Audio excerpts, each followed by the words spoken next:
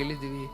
ಉಪನಿಷತ್ ಅಂದರೆ ಉಪ ನೀ ಅದಾದಮೇಲೆ ಷಡ್ ಅಂದರೆ ಅದೇ ಆದಮೇಲೆ, ಆದರೆ ಅದರ ಅರ್ಥ ಏನು? What is the meaning of that ಷಡ್ ಧಾತು? 3 meanings I told. Himsa, Gati and Avasadana. Himsa means destruction. Gati means movement or reaching a destination. And Avasadana means loosening of the knots. Loosening. So, are you experiencing these 3 happening within you? At least Salpam. So, your enthusiasm to learn this knowledge should be very great. We are so enthusiastic about so many things in the world. About a new friend, about a new place, about a new movie, about a new book, about a new games or sports.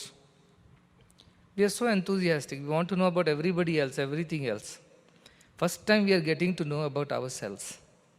How much more enthusiasm should you show in this path, on this path? Because this is about you. This Upanishad is not about a God sitting in high heaven. That is a religion. Religion is about a God who sits above somewhere up, and from there he metes out punishments and rewards to people who do bad and good in life. Religion is not what we are talking here. We are not talking Hindu religion over here, though it's a common myth that Upanishads only belong to Hindu religion. No. Upanishad is our Vedic tradition. It's our spiritual tradition. And it is the basic texts of Sanathana Dharma.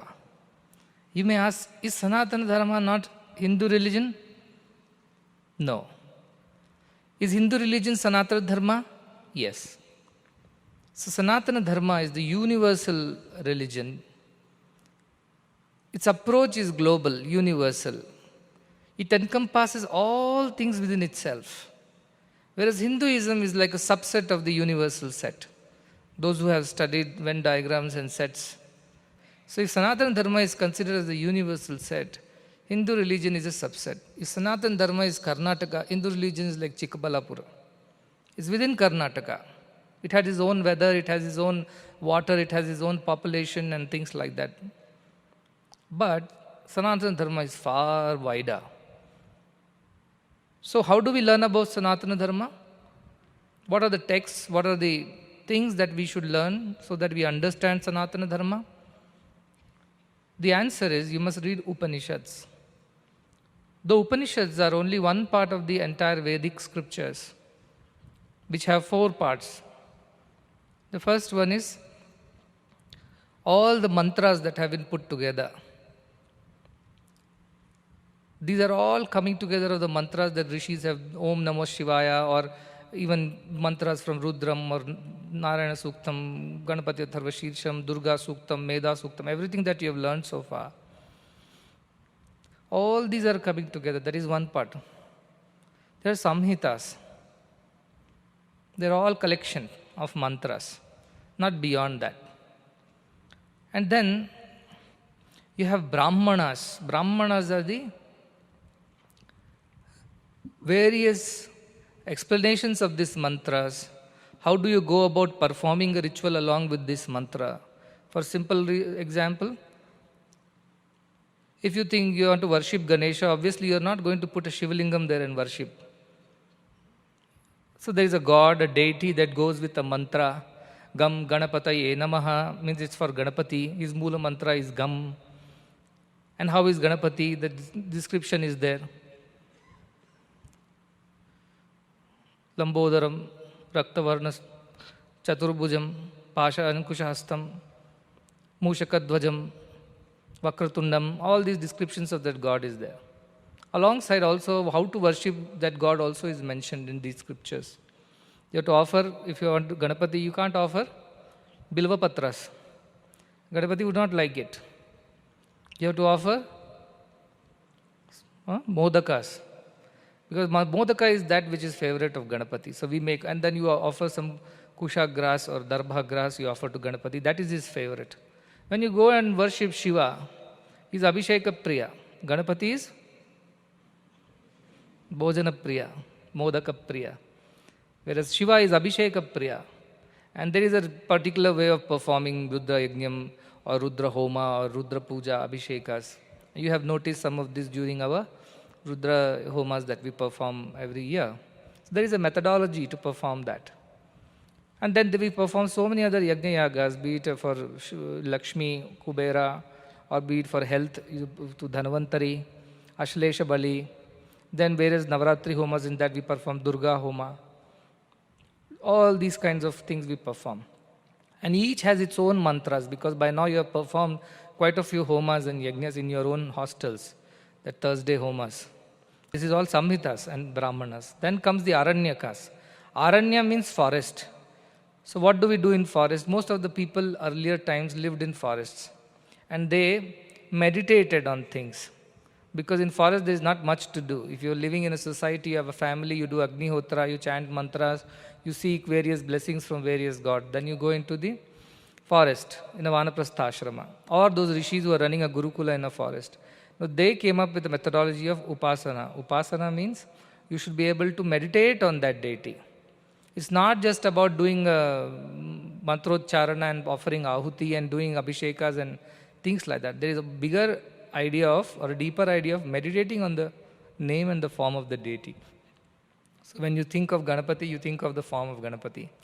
Meditate. But it also says in Ganapati Adharva Shirsham, Sa Brahma, Sa Vishnu, Sa Rudra, Indra, Agni, Vayu, everything you only are. In fact, you are Brahman himself. So this is the meditation part of those mantras. So it's not that they have been written separately, this section is about Vedanta, that section. It's a mix and match of the things. But you, as rishis, they would know these mantras are basically Samhita mantras, these mantras are only Brahmana mantras, these mantras are Aranyaka mantras, and these mantras are Upanishadic mantras. So within the collection of the Vedic scriptures, all these four are there. The Upanishads are the philosophy part of it. The third part is meditation, or Upasana Kanda we call it. Upasana means meditating, thinking. And the fourth aspect is Vedanta, which is the philosophy. The deeper, subtler philosophy of Vedas is Vedanta.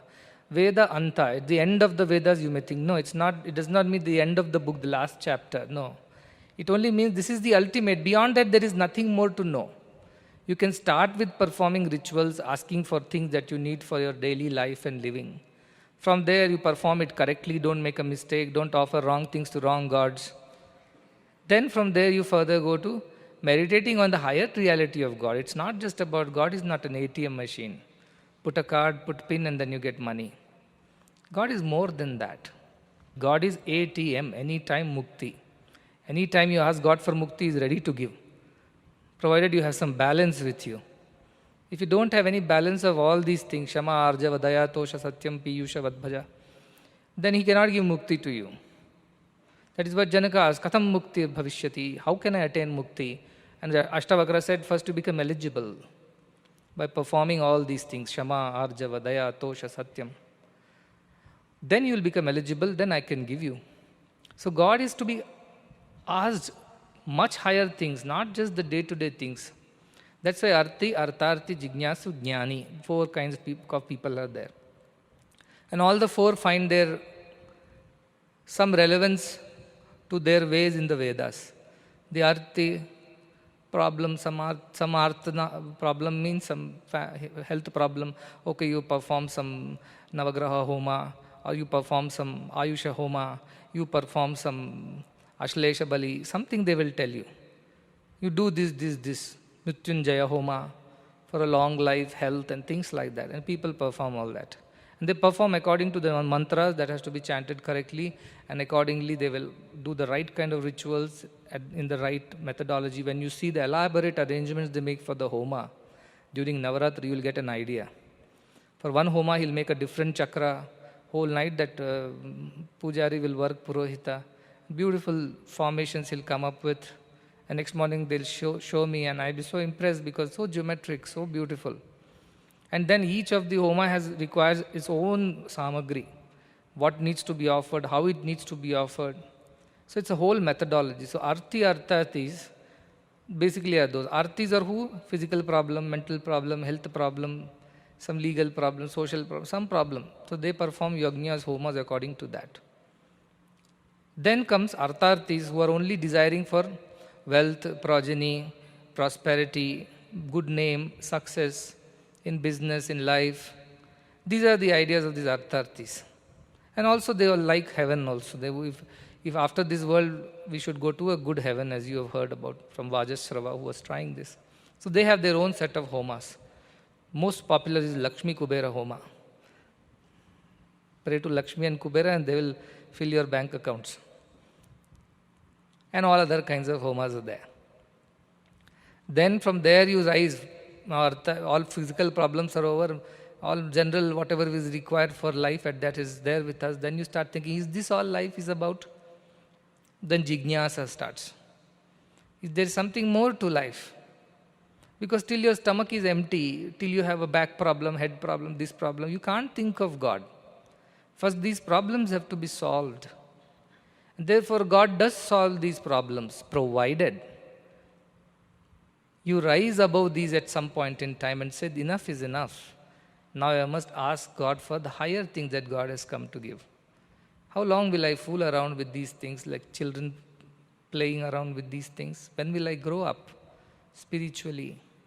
So they grow up after some time. Some grow up in the very same birth. Some take many, many births to grow up. So time on this physical earth is not the timeline that applies to spiritual development. See, some plants grow just like that. The grass, today you cut, tomorrow it's back. Bamboo, you sow today, after 5 years it will grow. It will stay under the earth.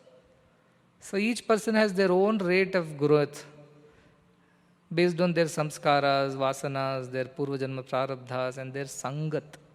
The company that keep is very, very important. Company is the biggest influencer in our growth. Good company helps grow very fast. Bad company grows very, very slow. So methodology is there for growth, spiritual growth. So when people finish their artharthi problems, and as I said, everybody has their own limit of saturation. Some people are never satisfied how much ever we give them. Some people are very happy with little. And also there can be one attitude when after blessing everything, they have $1 billion business, but they're always eyeing the next $1 billion business next door. How can I buy that business? And they're never satisfied. Like the Russian man who keeps walking. You know the story of Russian man? Never satisfied. There's a Tolstoy story is there. You can read it for yourself. I don't know the verbatim, but the essence is this. In one particular Russian village, a man lived who had a little piece of land, and whatever farming he could do, he did. A very little earning he could get. With that, he had saved up some money.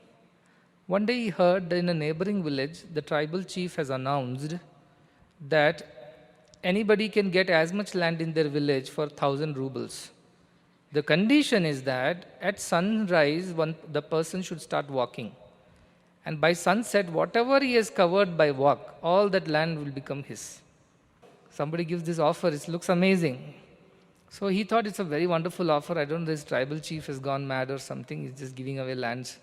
Let me go. So he sells his own land, collects 1,000 rubles, and goes to the neighboring land and tells the chief, I'm here to walk tomorrow and acquire as much land. And this man goes there, and the tribal chief says, all right, we all will be there at sunrise on this particular mound, and from there you can start walking.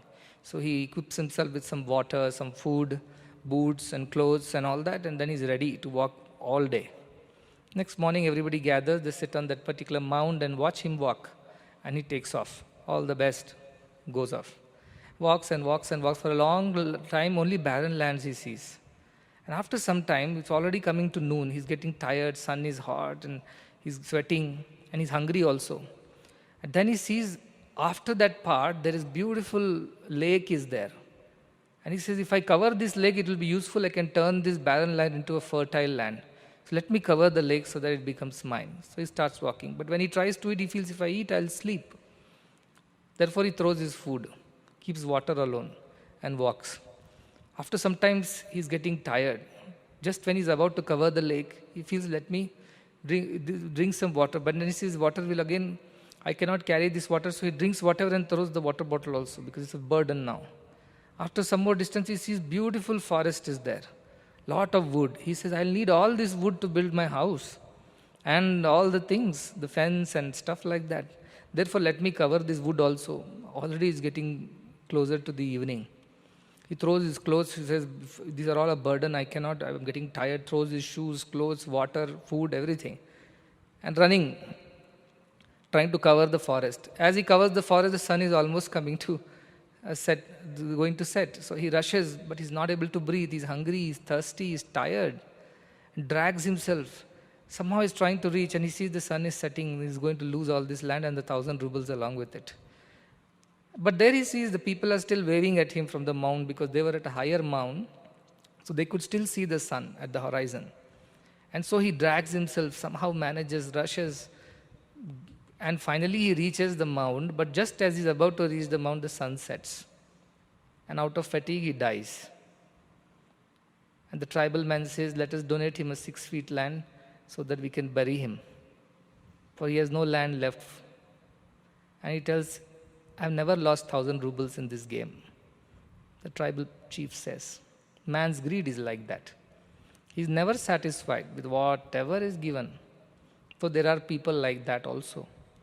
Ultimately, they will lose even their peace of mind, their health, their wealth, their everything, relationships, for the sake of that little extra in life.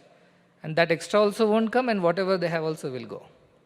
So man's greed has no end. That is why Mahatma Gandhi said, there is enough and more for every man's need, but not even one man's greed.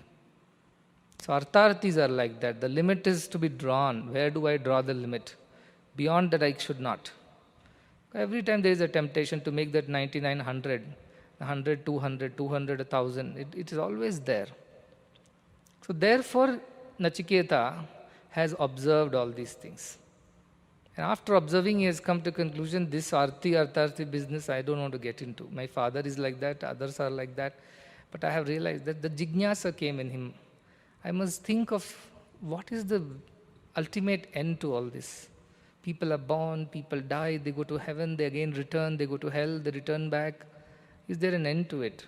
And that is how jignasu he became. Curious, because he had overcome, or he had transcended. He had crossed over the lower ideas of solutions to physical, mental problems or comfort and pleasures of life. He had overcome these ideas already in his life. And now he is in the third stage of jignasa. That is where a lot of this jignasa is settled by the Aranyaka portion of the Vedas, where they give a lot of answers to you. However, a jnani will not be satisfied with that. The one who really wants the jnana, he wants to go beyond just meditating on gods and wants to know the absolute truth. And therefore the Vedanta, it's for those who have already crossed these three stages. You children will say, Swami, we have not even started on this journey. We're just starting our life. Now, Arti, we have to experience Arti. Yes, you have to experience, go out, suffer, then come to God, then Artharti, earn a little more, and then look at your neighbor and say, he earns more than me, I must earn more, and lose your peace, health, sleep. Then finally, when your hair is grey, you realize, what have I been doing with my life? Swami told me when I was a 15-year-old boy, he taught me about Kathopanishad and Nachiketa. Now I'm a 70-year-old man. Let me try now. That is why in Taittiriya Upanishad, it's very beautiful when shloka comes. Kim na sadhu akavravam. Why did I not do good in my life? The person repents at the end. Kim na sadhu akavravam. Why did I not do good in my life? That regret comes to you at the end. But what is the use? Time is over. So if that purva tapa comes now, instead of having a paschatapa later, it will do a lot good. If that jignasa comes now and not at the end of the life, then it will do a lot good to you now. So the idea of reading Upanishads is to create that jignasa in you, to create this idea that there is beyond just eating, sleeping, procreating, freeing and dying. There is more to life. So this jignasa is what I expect to grow in you when you read Upanishad. That Nachiketa, why he rejected so many good things, which I would have jumped at it if I would have got even 1% of what Nachiketa was being offered. I would have immediately swapped it for even this Upanishad class. But look at this Nachiketa, fool of a fool. doesn't understand. Like that, people will think. Such people are called Swayam Dira Panditam Manyamana. They are the ones who think we know. So all these are temporary. This is what next shlokas will tell us. Out of temporary, permanent cannot be attained. Temporary can only give temporary results. A castle of sand is as temporary as the sand itself. Therefore, trying to get permanent things out of a temporary world is not going to happen. You will get only temporary things, maybe a little longer than the other things, but ultimately all are temporary. This Nachiketa has understood by Mananam. 3 nights he stood there, not for just nothing. He stood there and thought and thought and thought to himself. He has not eaten, he has not taken any rest, no drinks, nothing. Just stood and waited. So when he was waiting, what else was he doing? He was thinking. He was thinking about the ephemerality of life, of the transience of the pleasures of the world, about how impermanent are all these achievements. All this Mananam Nachiketa was doing within himself. And therefore he turned into a Jignasu. He is not yet turned into a Jnani. He is turned into a Jignasu. He reached the 3rd phase. Arti is over, Artharti is over, Jignasu he has reached. So by now, this Jignasa should have come to you too. Because unless you are walking along with Nachiketa on this journey, you will not enjoy the coming chapters. Only when you are walking step in step with Nachiketa, and you are thinking, your thought process matches that of Nachiketa, that is when you will enjoy the further explanations of Kathopanishad. Otherwise, you will get stuck somewhere. So try to do Mananam more and more. Try for yourself, you sit down and do this Mananam that, have I understood what Nachiketa understood? Do I believe in what Nachiketa believes in? Does it resonate with me? This idea, the temporariness of things and the permanence of the divinity, does it resonate with me, or am I still confused about it? I am not clear about it. If you're not clear, just sit down and watch yourself since your childhood till now, what all you thought will make you happy. And those things which made you happy then don't make you happy anymore. Those things which your parents thought would make them always happy, that doesn't make comfort. I'm not saying little pleasures are not happiness. See, anything that comes and goes is not happiness. That are pleasures. Little money, you can buy a new thing, pleasure for some time. After some time, the same thing you don't even bother about. It lies in a corner. Like children buy toys, they bother their parents, pester them, demand, and then finally get the toy. 2 days they play, 3rd day they're bored, 4th day they want new toy. We also have been changing toys ever since our childhood. So observe this. That is why you say, Anupashya yatha purve paripashya yatha pare. Think of all that has happened in our own lives in the past, because life is the best teacher. And think of what is happening in the lives of people around us. Then come to a conclusion like Nachiketa came to, Sasyamiva Martya Pachyate Sasyamiva Punarajayate. We are born and we die again and again like a field of corn. So that thinking should be in you by this time. By continuously mananam on what Nachiketa is going through in life, similar thing you should have. At least imagine yourself to be in that position and observe things that have happened in your life. What gave you permanent happiness, peace? What made you suffer? Though it gave you initial temporary excitement and joy, eventually you suffered. You made a friend, the friend left you once his purpose was over. As long as you were good to him and doing things for him, he was happy. After that he left you. Who's suffering now? You are suffering. Oh, I did so much for him, I did this, I did that, I loved. Okay, all that is fine, but at the end, what did you gain?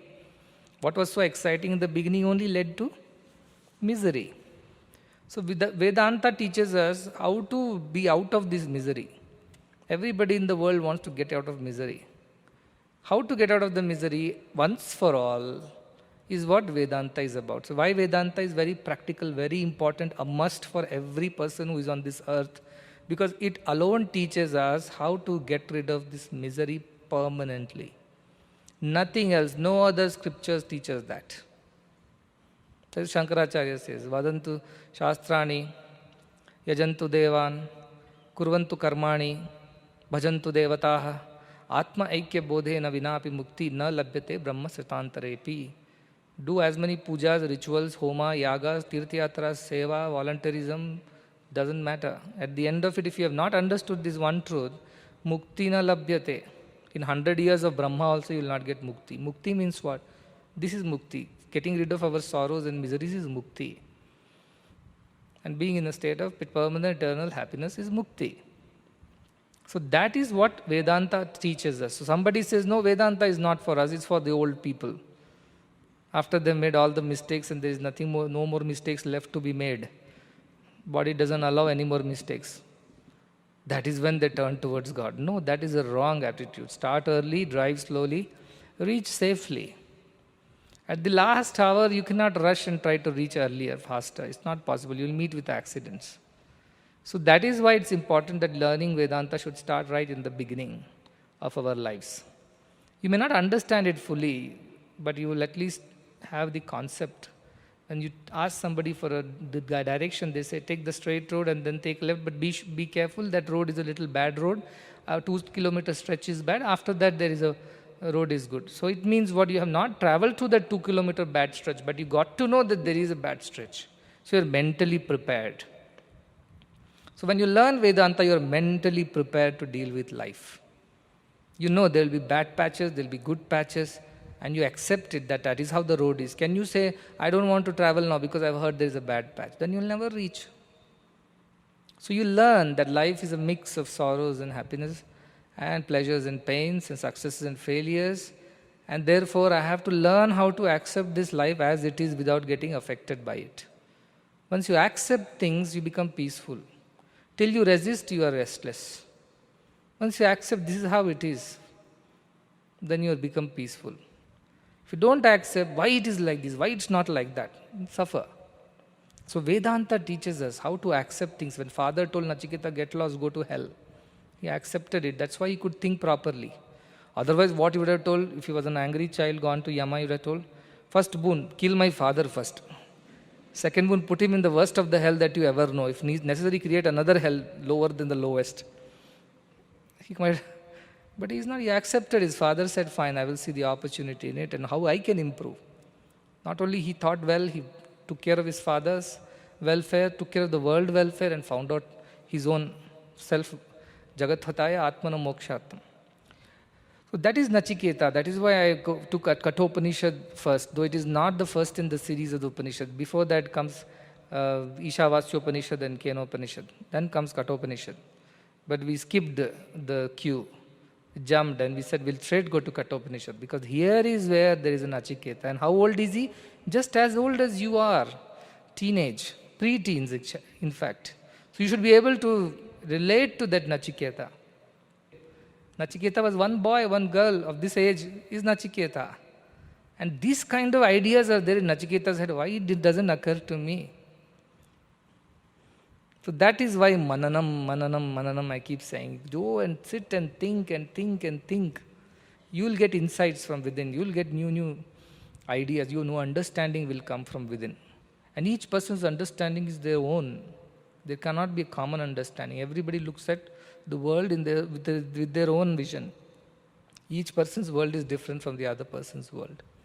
Keep working on that. It's very important. So yesterday we heard Shreyascha Preyascha Manushya Meta. In this world, Shreya and Preya, two things will come in front of Manushya. And a Dhira. Dhira means the one who has a Dhi, Buddhi. What kind of Buddhi? Not Rajas Buddhi, not Tamas Buddhi, Sattva Buddhi. A discriminating mind he has. He understands dharma, dharme, karya, karye, bhaya, abhaye, moksham cha, bandham cha, ya vetti, sa buddhi, partha sattviki. It understands the difference between good, bad, right, wrong, to do and not to do. It understands which will bind us, which will liberate us. With that idea, this person discriminates because he knows this is what is going to give ultimate happiness. Whereas the other people who think yoga kshema, for immediate gratification of their desires and senses, they just jump into choosing the prayas, pleasant. And they come out a saint. No, they come out a scoundrel, says Vivekananda. After medication, they come out scoundrels. After meditation, you come out a saint. And he said, he praised Nachiketa, I have tempted you with all kinds of things, Nachiketa. I tested you first before accepting you.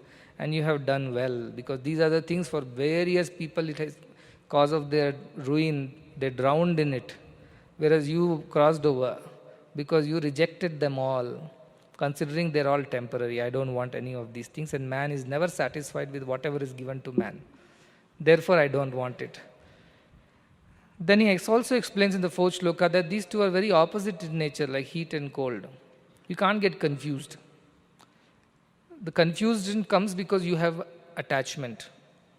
Tell a mother your son is stupid, mother knows, but she will not accept. Why? Because she is my child, there is an attachment. That Dhritarashtra could not accept that Duryodhana is bad. Attachment. Because of attachment, this difference we are unable to understand. We mix up Preya for Shreya, Shreya for Preya.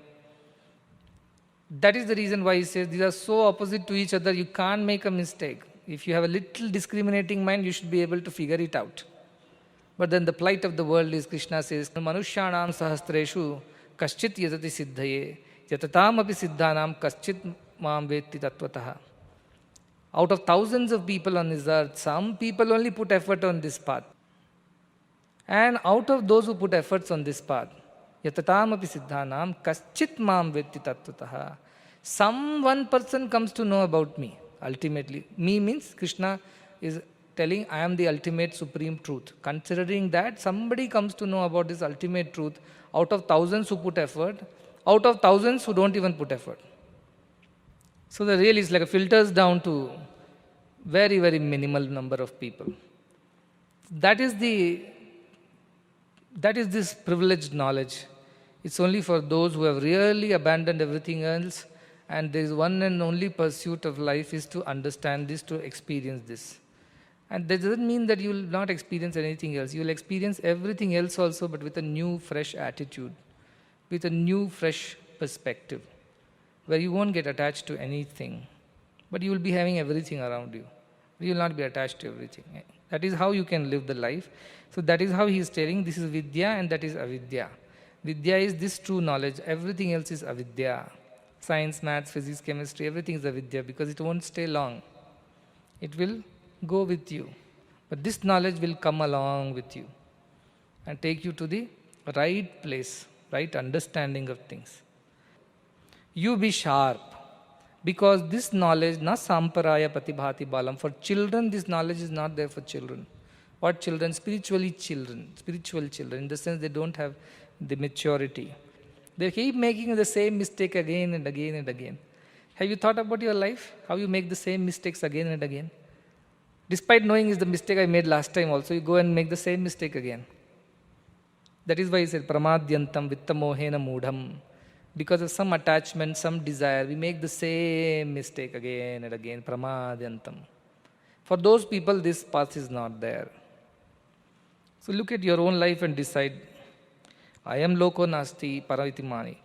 Nothing else exists. What happens to them? Punah vashapa padyate me. They keep coming back again and again and again into the control of Yama. It means they will be born, they will die, they will be born, they will die. It will go on and on forever. For them, there is no end. Same class they will study. Every year they will fail, again come back to the same class. Again fail, again come back to the same class. Learn to find that God within and be free. Be free even of this attachment. Like Ramakrishna Paramhansa was so attached to Mother Kali, not able to give up the attachment. Then Totapuri landed up over there. The Totapuri told this Ramakrishna, what is this mother, like a small child holding the sari, pallu of the sari, you are always running behind mother. You have grown up. Grow up in spirituality. I will teach you Advaita Vedanta, where you are one with the divine.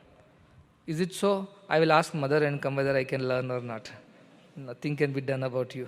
Anyway, he went back and he asked the mother. Mother said, I have only sent that man to your ashram. He is here to teach and learn. So he went back and said, my mother is happy, she has permitted me. So imagine, mother is ready to permit him that he should develop detachment from the mother only. Look at the, so to say, broad-mindedness, a wisdom of the mother. She allows him to learn how to get rid of her. And then he goes and learns with Totapuri, and then every time he closes his eyes and he tells, now focus on the middle of your eyebrow, Agni Chakra, and think that you are Brahman. And he tries and immediately mother appears in his mind. Ma, ma, ma, he started crying like a baby. And Totapuri says, stop going behind the name and form. These are not real. Again go back and think, I am Brahman, no name, Nirakara, Nirguna. Again tries, mother appears. Then Totapuri says, this is not going anywhere. You're going in circles. Dandampya mana paryanti muda. You're going round and round. So do one thing, next time when mother comes, take a sword and cut her into two. Destroy her. Then he asked very innocently, okay, since I have accepted you as a guru, I will do whatever you say. But where do I get the sword from? He says, get the sword from the same mind from where the mother is coming. Both are the creation of your mind only. The mother is the creation of mind, the sword also is the creation of mind. So next time in the meditation, he brings out a sword out of his own mind, imagines that he has destroyed the mother, and mother disappears, and then he goes into the ultimate experience of oneness, where this last layer of form and name also disappears. Devotion to a name and a form is also good, but it can take you only so far. It will not help you become one. It will not allow you. Therefore, when I tell you now, get rid of any attachment to name and form, I'm very sure about it. I'm very clear about it. So what happened afterwards, you may ask? Did he continue to worship mother or he left mother? He continued to worship mother with greater understanding and clarity. Now he worshipped mother not as a Devi who incarnated at some point in time and who killed some asuras and things like that. Now he worshipped the mother as the very Parabrahmani. She is the Brahman herself, incarnated in this form. So next time Totapuri comes, even Totapuri's understanding improves because of Ramakrishna. He says, Ramakrishna Paramsa got into Samadhi within a second. I took 40 years to practice this. How did it happen? Because his heart had become pure due to bhakti of mother. He had no doership. He was just an instrument of mother, he always thought. So that bhakti already purified his mind. Seva purified his mind. That is what has happened to you. Bhakti Seva you have done. That's already purified your mind. Now it's just one last step. And that's why Totapuri comes and says, I want to have your mother's darshan. See the reverse. He says, please come. And Totapuri comes before leaving.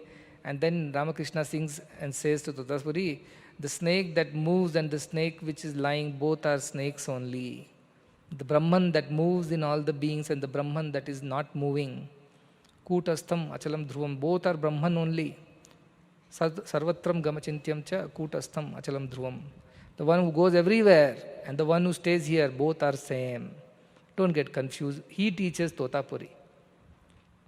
So your understanding of Brahman things, Swami, avatars, gods, incarnations will tremendously become clearer after Vedanta. So that is the purpose of ultimately understanding Vedanta. But it is so subtle, it's so difficult, we are so attached to names and forms, it is so difficult to understand this idea. Therefore, the next shloka, 7th shloka, Shravanayapi bahubhi yo na labhyaha shrinvantopi bahavaha yam na vidyuhu ascharyo vakta kuchlo asya labdha ascharyo gyata kuchalanushishtaha. Very, very beautiful stanza. Very beautiful poetry. Says, Shravanayapi bahubhi. Having heard it, Shravana, having heard it, bahubhi. In many, many, many ways, from many people. Yo nalabhyaha, this cannot be attained. Shruvantopi bahava. Having heard it in so many ways. Yamna vidyu, we have not understood it, we can't understand it. We can't get it. Ascharyo Vakta, the speaker of this truth, who knows and speaks, not reads and repeats. He is Ascharyo Vakta. Wonderful is the speaker of this truth, who really knows the truth. Kushalo Asya Labdha, and the one who attains it is a very adept person, Kushala. Very fit, very deserving, very adept, who attains this. Acharyo Jnata, the knower of this truth, is amazing, is wonderful. And Kushala Nishishta, and the one who learns from the knower of this truth directly, that person is also Kushala, He's a very perfected person, who is a very fit person, who is a very deserving person. So this is the criteria to go further in Kathopanishad. What one, you have to first understand how many ever times you hear it, read it, you're not going to understand this truth. It's not to be understood or learned that way.